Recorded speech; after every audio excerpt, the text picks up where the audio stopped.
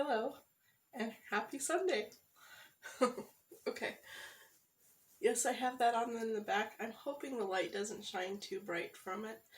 Um, so, this is finished. I'm so excited. It's very heavy. So this is what I've been working on. It is the Warm Hugs Pocket Shawl by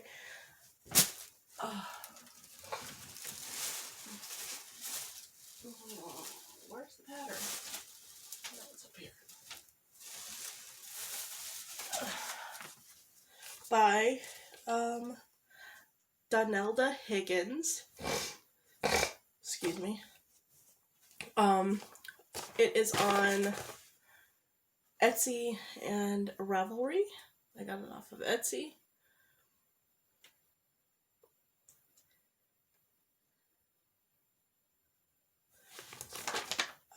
So it is an intermediate pattern.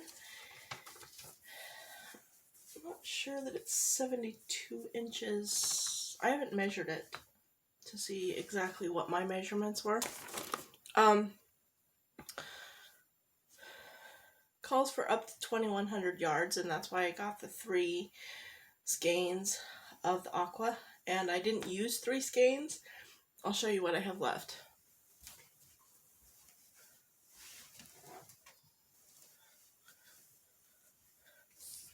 This is what I have left of my second skein, and I'm pretty sure that I used more than this amount on the rest of the one side. So yes, I would suggest to get 3 skeins. If you're going to use the 1 pound, I would suggest to get 3 skeins. Like I said, I happen to have some left over from another project, and this is not it. This is. So the ball was bigger than this that I had left, and I used it before I used my second skein, and so this is what's left from my second skein. But as I said, I think that I would probably be going into the third skein had I not used what I already had. So this is all that's left, and I didn't weigh this, so I don't have the weights on how much I used. I should to see.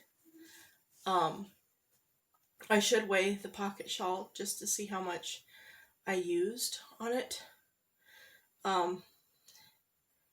If I remember to do that, I will do that and put the weights down below.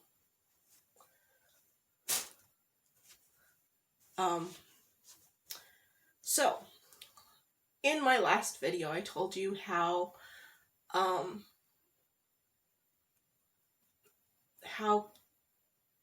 about the counting. So this has quite a lot of stitches because it is that wide. And so you start out by doing the pockets. The pockets is the same pattern, just once.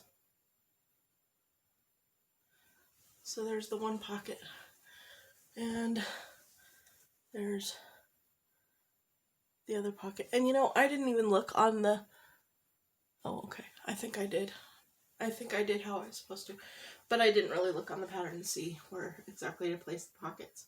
So there's the pockets again. So I did have a comment in my last video about this, and I'm sure she's gonna watch this, so go back to the last video and read your comment. And then come back over here and you'll see what I mean. So I would consider this kind of a sampler, a stitch sampler on a huge scale. Most people, when they do stitch samplers, they do, you know, little squares and they put the squares together.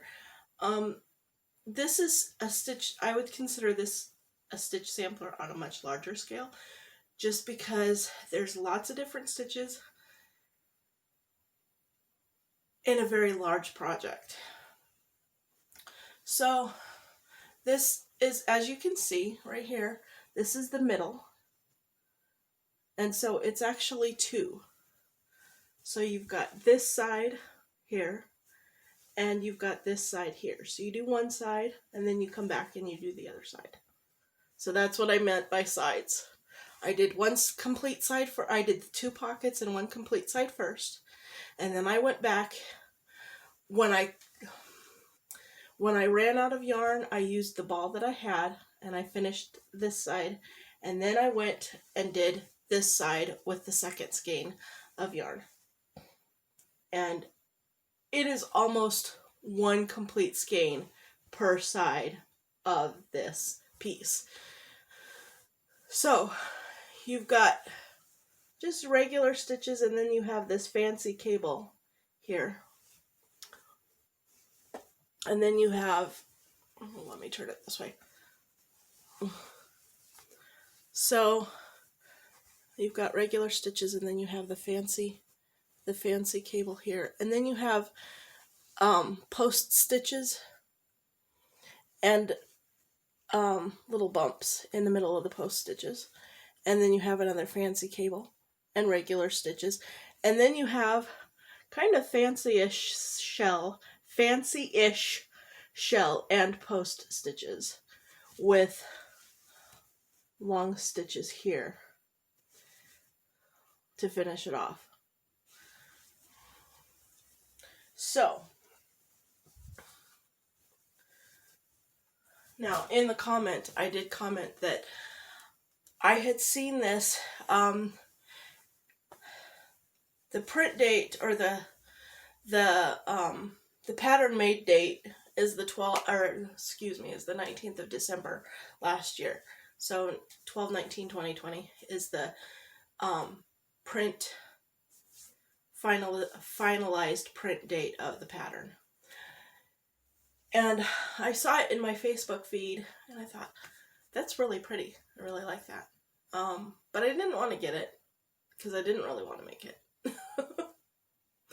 And then my friend decided she wanted a pocket shawl. I did make her a sweater last year. And so she decided she wanted a pocket shawl, but she had messaged her mother-in-law, or tagged her mother-in-law in a pocket shawl picture. She tagged me in one last year that calls for a 5 yarn.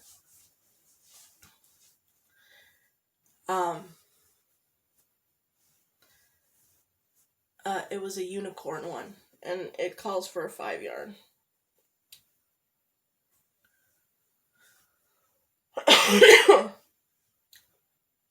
And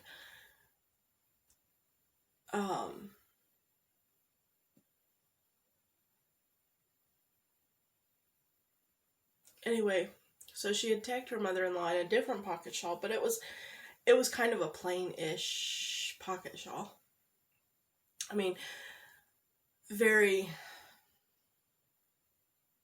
very simple, generic double crochet, I think, possibly half double crochet throughout the whole thing. I didn't look at the pattern, I just looked at the picture. So she was telling me that she wanted a pocket shawl, and I said, well, I found a really cute pattern that I liked, that I said I don't know that I would ever make it, but I sent her the picture and she loved it. So that's who it's for, and that's why I made it. Otherwise, I wouldn't have bought the pattern and made the pattern. Believe me. Now, what I was saying yesterday about it being, and I can't even remember the words that I used, so I'm sorry. So these are very simple stitches. So you're counting your stitches here. You don't really have to count these stitches, but you do. So, because when you get to the end, if you're not looking at it, sometimes it'll look like there's a space in between the 2 cables. There shouldn't be. And it'll look, and it's not something, my cousin, who I don't think she watches my videos. I know she does watch videos because she watches Crystal's videos, but I don't think she watches mine. And that's okay. Not gonna complain. She's one of my mom's brother's daughters. She's a cousin. She's a cousin. And if I've met her, I've only met her once or twice, and it was moons ago. But she had said I would have just not frogged it, because I frogged this. At least I've frogged probably every row at least once, if not twice. And a lot of times, as I said in the video yesterday, the problem was over here. I was all the way done over here and started on the next row before I noticed the problem. Or I was all the way done over here and noticed that I didn't have enough stitches at the end, and so I had to rip out. So I have not put this on yet, and it is going to be very hot to put on. But wow, yeah, it's very warm. Let me tell you. Okay, so here's this.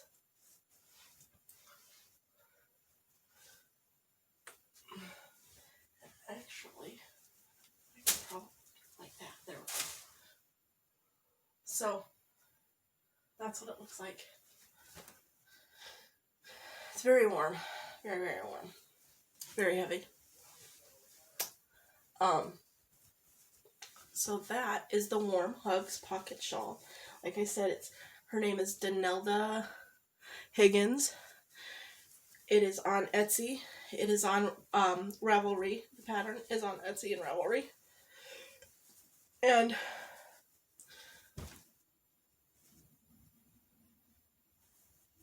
it's really nice. It's really heavy. Very, very heavy. It's not a mindless crochet. It's not something that you can sit there and mindlessly work at the entire time. You cannot. This is something that you have to focus on what you're doing. I mean, yes, I watched YouTube videos or listened to YouTube videos, and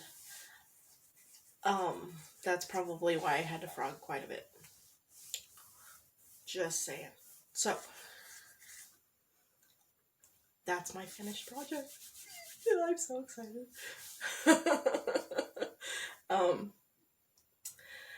Anyway, so that's all I have to say.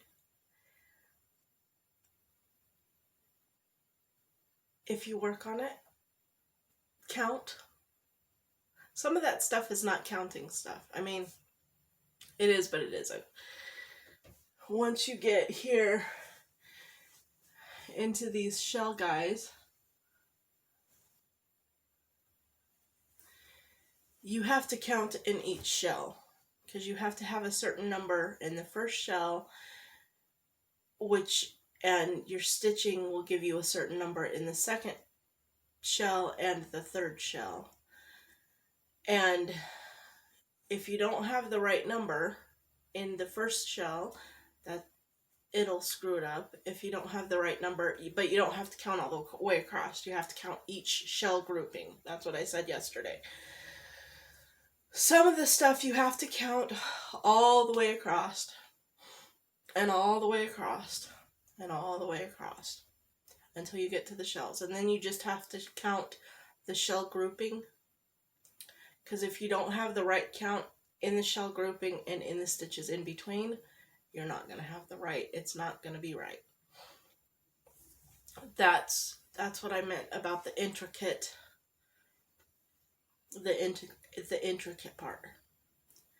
Sometimes you just have straight counting and you can mindlessly crochet, but you have to make sure you count.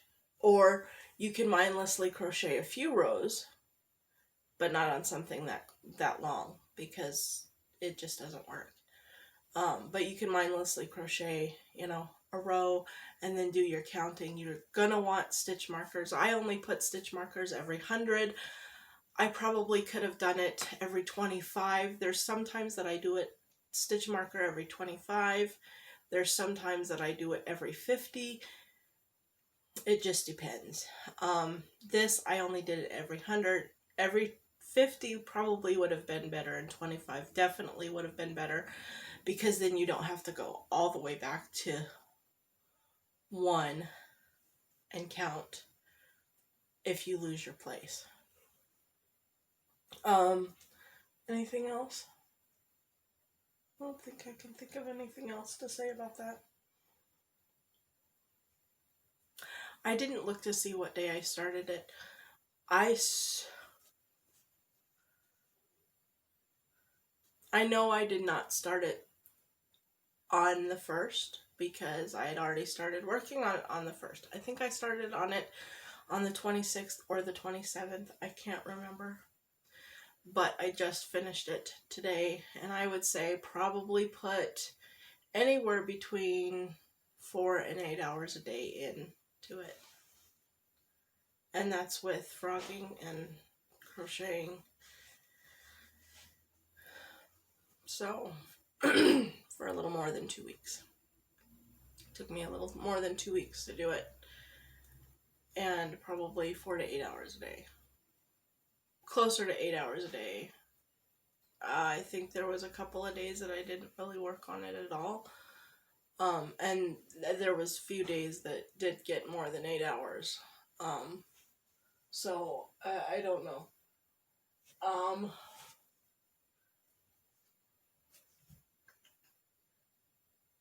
Yeah, I started it on the, I think it was the 26th or the 27th.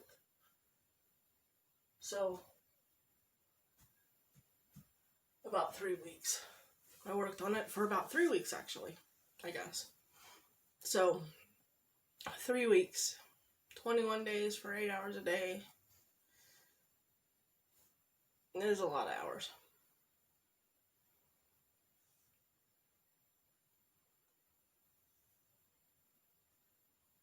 It's more than 120 hours. So, anyway, it's quite a bit. Any projects coming up? I don't know. I don't have any in mind.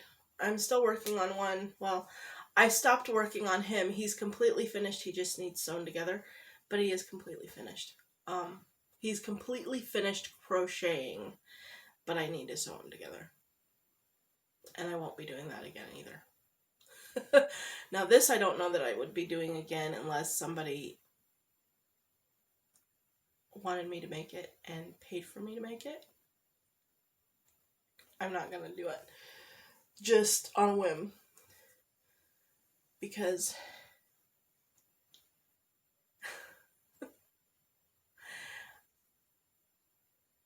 you know,